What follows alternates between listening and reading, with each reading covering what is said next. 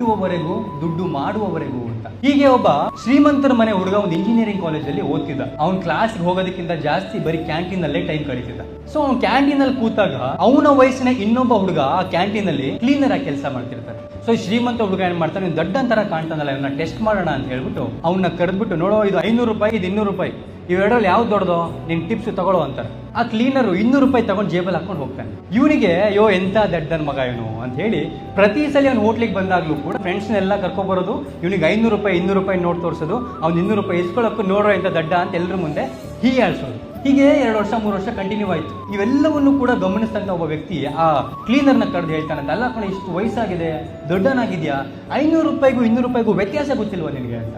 ಆಗ ಹುಡುಗ ಸುಂದರವಾಗಿರೋ ಉತ್ತರ ಕೊಡ್ತಾನೆ, ಸರ್ ನನಗೆ 500 ರೂಪಾಯಿಗೂ 200 ರೂಪಾಯಿಗೂ ವ್ಯತ್ಯಾಸ ಏನಂತ ಗೊತ್ತು, ಬಟ್ ಯಾವತ್ತು ನಾನು 500 ರೂಪಾಯಿನ ಇಸ್ಕೊಂಡ್ಬಿಡ್ತೀನಿ ಅವತ್ತು ನಾನು ಬುದ್ಧಿವಂತ ಅನ್ಸ್ಕೊಬಿಡ್ತೀನಿ. ಬಟ್ ಈ ಆಟ ನಿಂತ್ಬಿಡುತ್ತೆ.